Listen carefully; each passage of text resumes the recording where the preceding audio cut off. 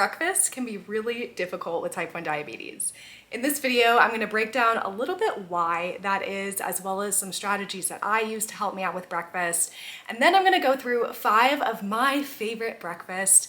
I'm all about things that are quick, easy, healthy, and balanced. I'm not, spending 20 minutes or even 10 minutes in the kitchen getting these meals together. I'm someone, if it's not grab and go, it's probably not going to happen. So these are some of the meals that I come back to time and time again for breakfast so that I can feel energized, I can feel healthy, and I can feel like I'm doing what I need to for those blood sugars to live a happy, healthy, and active life. Hey, my name is Meg. If we haven't met yet, I've had type 1 diabetes since 1999. I have my master's in nutrition and food science. I'm a certified health coach, and I'm on my journey to become a registered dietitian. I have about 14 weeks left. So thank you for being here. Please be sure to like this video, subscribe to my channel, and let me know in the comments what other kind of videos that you want to see. I love making these, especially when you guys request it, because I know it's helpful for you. So let me know. One of the most common questions that I get on my social media is how to bolus for breakfast. I think there's a combination of a lot of breakfast foods are a little bit higher in carbohydrates. They typically have a little bit less fiber and veggies in there, less protein, less healthy fats, combined with the fact that most people, not everyone, most people have higher insulin needs in the morning. And if we don't have the right insulin adjustments for that, so like the insulin to carb ratios aren't strong enough, or you don't have the basals to support you underneath, that can mean that carbs in the morning just send you up and keep you up. So first and foremost, before I actually go into the suggestions, one thing that's helped me and that I know has helped so many people is actually having a different insulin to carb ratio in the morning than later in the day, because our body just needs more between things like dawn phenomenon, foot to floor, all of these like increased hormones that often come up in the morning might just cause us to need higher insulin. So you can work with your healthcare team to figure out a ratio that works for you in the morning so you don't feel like you have to avoid those carbs. And these higher insulin needs that a lot of people experience is also paired with the fact that in the morning, we just kind of have less time usually. Personally, like I'm getting ready for work, so I'm kind of like rushing around. I don't have time to sit down maybe and always do a pre-bolus. I do try to pre-bolus when I brush my teeth. That's kind of like the habit that I've created, but sometimes that is only giving me an extra 5 minutes. So kind of all of these things together can make breakfast feel a little more difficult than the rest of the day. And obviously we don't want to have high blood sugars in the morning because that sets us up for possibly a roller coaster or just not feeling our best. So I definitely try to make sure I have the right insulin amounts in the morning by strengthening those insulin to carb ratios as high as they need to be, as well as being mindful of any other kind of adjustments like with exercise or pre-bolusing that I can make just to make my blood sugars a little happier. Now let's get into some of my favorite breakfasts. These 5 options that I'm gonna go through, obviously you don't need to recreate them in the same way that I do. Take what serves you, leave what doesn't, but I hope you can find some inspiration in how I like to put together my meals for what works for you and what your tastes like. Starting off with what is currently my favorite, I tend to go in cycles. Like I will have a breakfast for like 4 or 5 weeks and only that breakfast. Sometimes it differs on the weekend. But this is my current obsession. I love it so much. My current obsession is these Bonzo waffles. And what I do specifically that makes me love them so much is I just put it in the toaster, but then I put peanut butter on it. If you don't know, I'm a peanut butter lover. And then I top it with just some sliced banana, and it's so good. And then typically I like to grab a protein shake with this too, just for a little bit of extra protein. So we have some carbs from the banana as well as the waffle. This waffle has it has 5 grams of protein for one and about, not a lot of fiber. But I'm getting fiber in the banana, I'm getting carbs from here, and then I am getting some extra healthy fats as well as protein from the peanut butter, and then I'm getting extra protein from that shake as well. The 2 shakes that I love are the Fairlife shakes.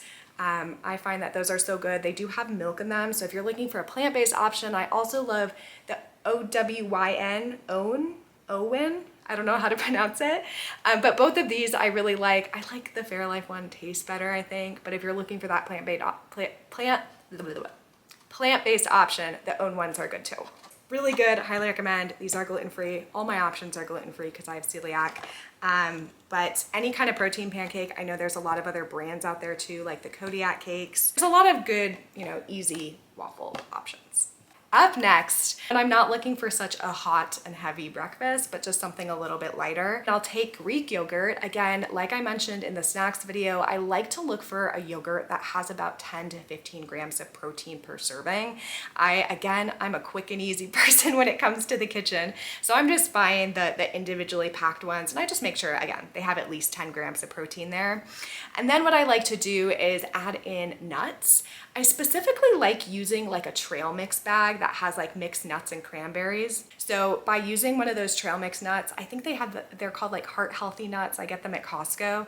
Really easy just to open, pour. They have the nutrition facts label for the carb count because those, dried fruit can have a little bit of carbs in them.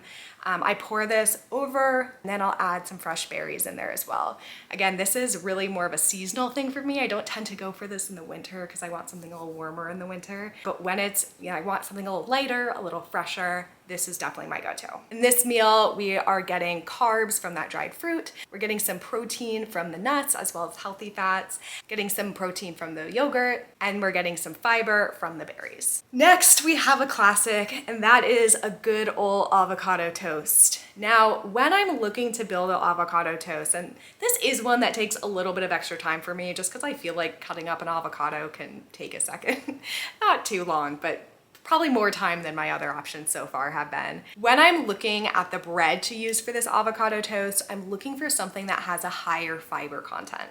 So I'm not going for like a low carb bread that has no carbs, but I'm looking for something that's whole grain that is going to have that combination of carbs and fiber. Again, just to help slow that rise of my blood sugar, and fiber is really good for us too. So making sure that I get that in for this meal. I personally love the Udi's, the multigrain, or the millet. Is it millet? There's also like Ezekiel bread is really good. Any kind of seed-based breads are really good. Just something, again, that has that fiber in it so that you're getting a little bit of extra goodness in there. Obviously the avocado I would put on next, and that has those healthy fats as well as a little bit of additional fiber. If I have the time and I have a tomato, I might cut up a tomato on there too. But the last addition that I think is the most important, that takes it the step up from just a simple avocado toast, is adding an egg. Now, if you don't have time to fry an egg in the morning, which I don't always, I always like to have hard-boiled eggs on hand, and I'll just put this on the side of it or slice it up and put it on top. And I think that's a really great way to elevate this, make sure that you're getting a little more protein. Typically, I'll have 2 eggs with a meal like this. Again, depends on what I have on hand, so I do what I can. Consistency over perfection is always what I'll say when it comes to nutrition. But if I can't have that egg, or I don't have any hard-boiled ones on hand, I'll grab a protein shake to enjoy with this as well. Another way I could bump up this meal a little bit is by sprinkling some hemp seeds or some pumpkin seeds over the top. That's also a good way just to add a little bit of a crunch. And those seeds can add a little bit of texture as well as a little bit of an additional protein. Okay, up next we have egg muffins.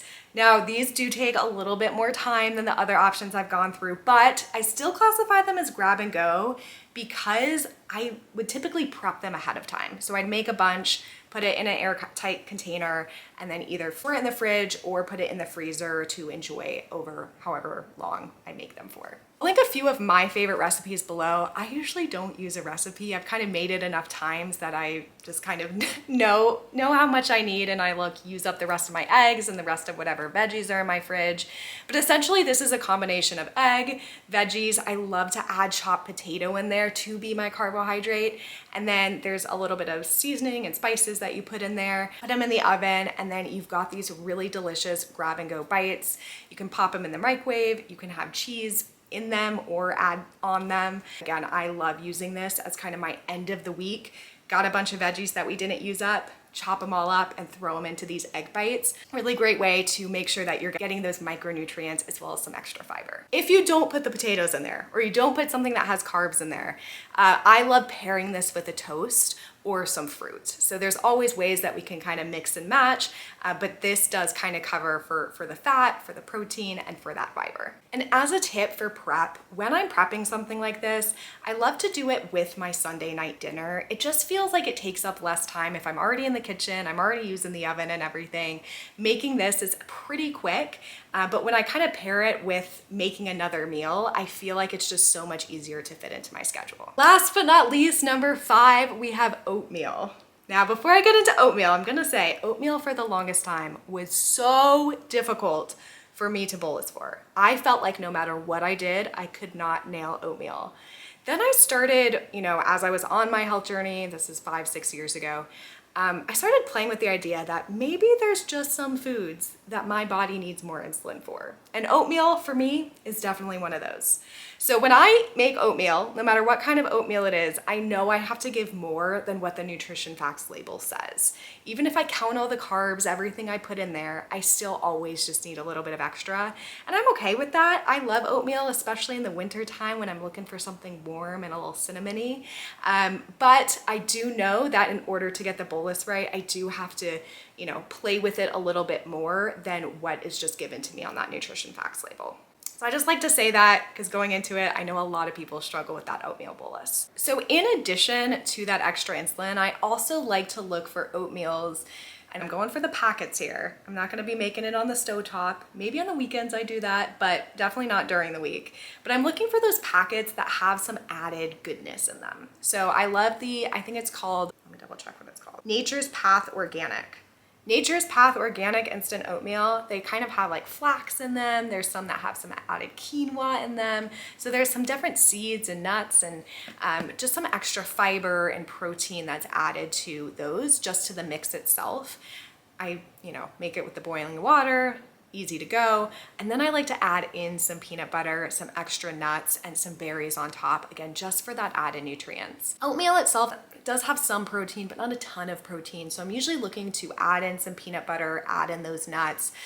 If I don't add in those things, I could pair this with a protein shake. I could pair this with a hard-boiled egg.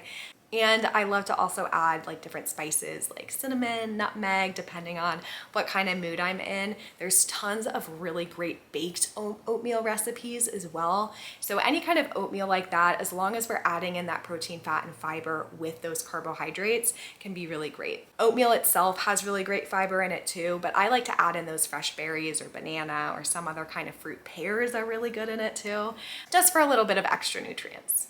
Now, I know I said 5, but I'm gonna add one bonus one, which is what I go for when I truly have 0 time. So this is the option that I choose when I've spent a little bit too long maybe getting ready in the morning, or I got sucked away by my book in the morning and I realized that I'm 10 minutes past when I was meant to be leaving to get to the office. So what I like to do in this scenario is grab a Perfect Bar. I find that Perfect Bars, they have, good protein, good fiber, good fat, as well as carbohydrates. They're not ideal for just like a meal. I don't like to use bars as replacements for meals, but in the chance, which has happened before, where I am just not ready in time, this would be my grab and go option. My true grab and go option. Doesn't need to be heated, doesn't need to be eaten, at a table or anything. I can just grab it and truly go.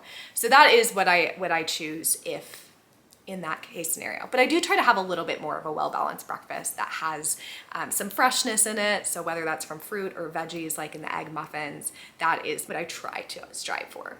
But I do love a Perfect Bar. And that's all I have for you. Thanks so much for being here. I hope that you were able to take away some inspiration for how to approach your mornings and some breakfast ideas. Let me know in the comments which ones you're looking forward to making or what your favorite breakfast options are so we can all get some more ideas. As always, let me know in the comments as well what other types of videos you want to see, what topics you want me to go through. If you want me to do more meal type videos like this, I'd be happy to. Please be sure to like this video, subscribe to my channel. I really appreciate the support, and thank you guys so much for being here and being part of this community.